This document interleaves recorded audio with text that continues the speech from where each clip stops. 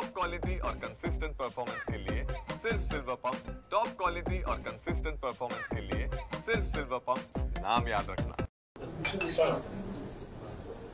Sir, Indapur तालुक्यामध्ये आंबेडकरी चळवळीच्या कार्यकर्त्यावरती खोटे गुन्हे दाखल केले जातात, कसं बघता आपण? मला असं वाटतं की जे गुन्हे असतात ते गुन्हे खोटे असू नये. जर एखादा खरोखर गुन्हा असेल तर गुन्हा नोंदवायला हरकत नाही आहे. जर असे खोटे गुन्हे नोंदवले जात असतील तर नक्की मी एसपीना बोलले आणि आरपीआयच्याच कार्यकर्त्यांवर अशी वेळ टाकता कामा नये. आणि आरपीआयच्या कार्यकर्त्यांनी लक्षात ठेवलं पाहिजे की आपण असं काहीतरी चुकीचं काम करू नये, जेणेकरून पोलिसांना अशी संधी मिळू नये. पण चांगलं काम करणारी आमची टीम आहे, अवैध धंद्यांना विरोध करणारी आमची टीम आहे किंवा चांगलं काम करणारे कार्यकर्ते असतील तर त्यांना पोलिसांचं पाठबळ मिळणं अत्यंत आवश्यक आहे. माझं तर पाठबळ नाहीच आहे. नक्कीच मी डीवायएसपीना बोलेन, डीवायएसपीना आणि असे गुन्हे नोंदवले जाऊ नयेत यासाठी नक्की मी प्रयत्न करेन. साहेब, तुम्ही भाजपसोबत आहात आणि भाजप लव जिहाद कायदा आणू पाहतो, याला तुम्ही भाजपसोबत आहे तुम्ही 2014 पासून, आणि मग आता भाजप सरकार लव जिहाद कायदा आणू पाहतोय, तर याला समर्थन आहे का तुमचं? लव जिहादच्या संबंधात माझं मत असं आहे की लव जिहादचा जो कायदा आहे तो कायदा अनेक वेळेला मुलं मुली एकत्र येतात आणि त्यांचा धर्म किंवा जात त्यांना माहिती नसते. माहिती असली तरी त्यांनी दोघांनी आपलं जीवन एकत्रितपणे संसार थाटावा अशी त्यांची इच्छा असते. दोघांना एकमेकांचा स्वभाव माहिती असतो आणि त्यामुळे धर्म जात बाजूला ठेवून ते दोन जे तरुण असतात एकत्र येतात. त्यामुळे त्याला प्रत्येक केसला लव जिहाद म्हणू नये. फक्त त्या मुलीचं जे काय धर्मांतर आहे हे धर्मांतर त्यामध्ये होता का कामा नये.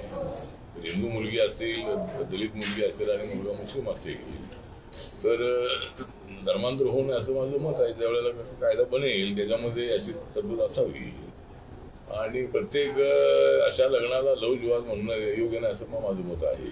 आणि उदाहरण द्यायचं असेल तर समीर वानखेडे यांचे वडील वाशिमचे होते, ते मुंबईमध्ये एक्साईज डिपार्टमेंटला हवालदार होते आणि त्यांचं वाशिमच्या एका मुस्लिम मुलीबरोबर त्यांची ओळख झाली आणि त्यांनी लग्न केलं. पण समीर वानखेडेच्या वडिलांनी काही मुस्लिम धर्म स्वीकारला नव्हता.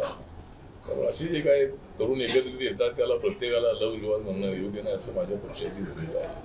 उद्धव ठाकरे 2 मंडळीच घेतात आणि 1 मंत्रिपद देतात असा आरोप नीलम गोरे यांनी केला, त्यावर काय प्रतिक्रिया द्याल?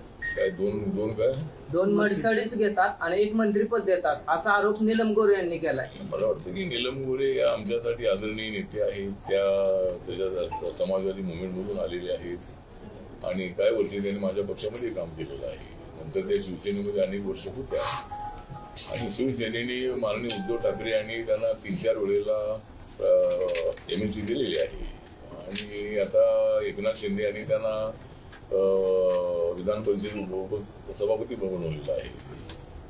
तर आता त्यांचा अनुभव काय आहे काय मला माहीत नाही. त्यांनी आता किती मजबूत गाड्या दिलेल्या आहेत त्या मला माहिती नाही आहे.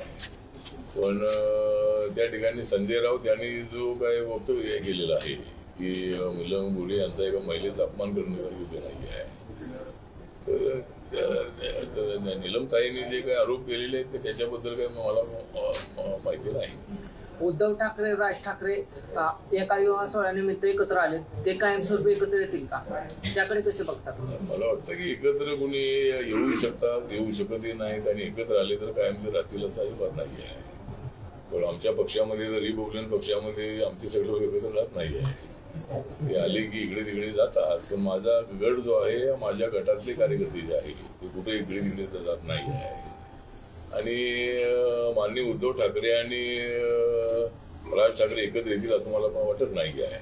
आणि एकत्र आलेही तरी दोघांची ताकद तशी नगरण्याची ताकद महाराष्ट्रामध्ये आहे. ठीक आहे, त्यांच्या सभा मोठ्या होतात राज ठाकरेंच्या, त्यांच्यासोबत कार्यकर्त्यांची मोठी पकडी आहे, माझ्यासोबतही मोठी कार्यकर्त्यांची पकडी आहे. माझ्या तेवढ्या मोठ्या सभा यासाठी होत नाही की आमच्याकडे प्रसाधनं नसतात. माणसं आमच्याकडे आहेत पण प्रसाधनं नसतात. पण राज ठाकरेंच्या सभा एवढ्या मोठ्या होऊनही त्यांचा एक माणूस निवडून येत नाही आहे. त्यांनी आता विधानसभेमध्ये सगळे 143 लोक उभे केले होते आणि त्यांचा एक माणूस निवडून आला नाही. आणि लोकसभेला त्यांनी आम्हाला पाठिंबा दिला होता महायुतीला, पण त्यांचा फारसा फायदा झाल्याचं मला कधी दिसत नाही आहे. त्यामुळं राज ठाकरे आणि उद्धव ठाकरे जरी एकत्र आले तरी महायुतीला त्याचा काय निगेटिव्ह परिणाम अजिबात होणार नाही. सर, जे बरळीमधल्या 2 घटना, संतोष देशमुख आणि सोनवणे घटना, त्याचबरोबर परवाची पुण्यातली त्या मंत्र्यांच्या, केंद्रीय मंत्र्यांच्या ऑफिसमधल्या माणसाला मारहाण गुंडाकडून, तर महाराष्ट्रामध्ये कायदा सुव्यवस्था ढासळते का? बीडचं का? बीडची 2 प्रकरण.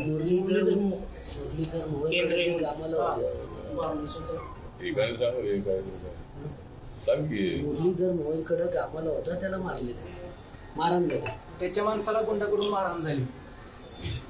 मुरलीधर मोहोळ हे माझे चांगले मित्र आहेत. आमच्या मंत्रिमंडळामध्ये मोदी साहेबांच्या ते सुद्धा मंत्री आहेत. आणि मुरलीधर मोहोळ यांचा स्वभाव बघितला तर ते अत्यंत शांत स्वभावाचे, अत्यंत सुस्वभावाचे ते आहे. त्यामुळे कोणत्या कारणामुळे काय मारहाण झालेली आहे त्याची काय मला कल्पना नाही आहे. पण विनाकारण मारहाण झाली असेल तर ते योग्य नाही आहे की आता मारहाण कुणी केलेली आहे, त्यांच्या कुणीतरी एखाद्याने केलेली असेल.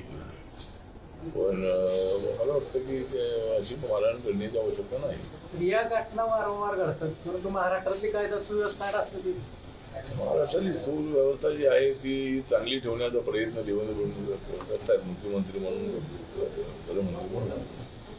तरी काही घटना होत आहे, म्हणजे काही घटना आता समाजामध्ये एक तेढ निर्माण करण्याचा प्रयत्न अनेक ठिकाणी होत असतो आणि त्याच्यातून अशा काही घटना घडत आहे.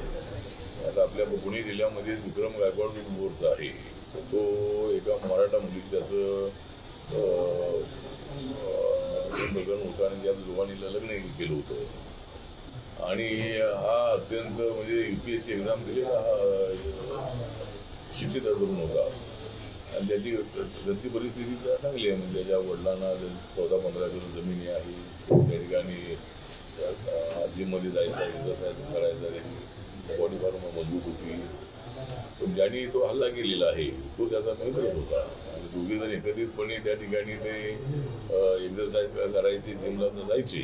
पण ज्यावेळेला हे प्रकरण उघडकीस आलं, या दोघांनी लग्न केलेलं आहे, त्यावेळेला तो त्याचा मित्र जो आहे त्याने त्याच्यावर हल्ला केल्याचं समोर आलेलं आहे. पण मी तिथं भेट देऊन परवा आलो. मी 22 तारखेला त्यांच्या घरी मी रात्री 9 वाजता गेलो होतो. त्यांच्या वडिलांची मी विचारपूस केलेली आहे. त्या प्रकरणामध्ये जो मुख्य आरोपी आहे त्याला पकडलेलं आहे, पण तो एकट्याचं काम देणारा नाही आहे. त्याचे 22 वार होते आणि त्याच्यामध्ये अनेक लोकांचा हात असण्याची शक्यता आहे. कारण लग्न झाल्याची माहिती मिळाल्यानंतर त्याच्या आई वडिलांनी, भावांनी वगैरे त्या दोघांना बोलावून तुम्ही घटस्फोट घ्या, तर त्यांच्यावर दबाव आणला होता. पण दोघांनी त्याला नकार दिला होता. त्याच्यातून हा प्रकार घडलेला आहे. त्यामुळं त्याच्यामध्ये अजूनही काही आरोपी असण्याची शक्यता आहे. त्यांना काही लवकर पकडलं जात नाही आहे. संतोष देशमुख यांच्या प्रकरणामध्ये मात्र सगळे आरोपी वाल्मिकी कराडचे सगळे पकडलेले आहे. पण तिकडे जो आमचा सोमनाथ सूर्यवंशी जो आहे, परभणीच्या प्रकरणामधला तो आंदोलक होता आणि त्याला एवढी मारहाण करण्यात आली की त्या मारहाणीमध्ये त्याचा मृत्यू झालेला आहे. तरी अजूनही पोलिसांवर कारवाई होत नाही आहे. हे सरकार आमचं सरकार आहे, देवेंद्र फडणवीस यांचं सरकार आहे. ज्या सरकारला सत्तेवर आणण्यामध्ये दलित मतदारांचा फार मोठा वाटा आहे.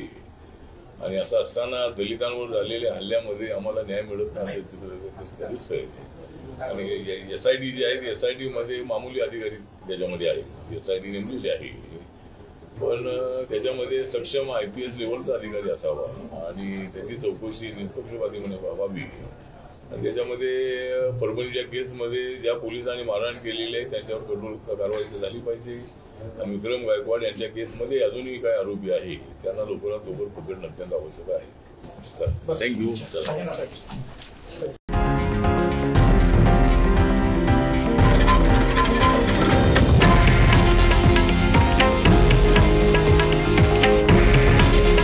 हे आहे देशातील नंबर 1 न्यूज नेटवर्क आणि आपण पाहत आहात TV9 मराठी.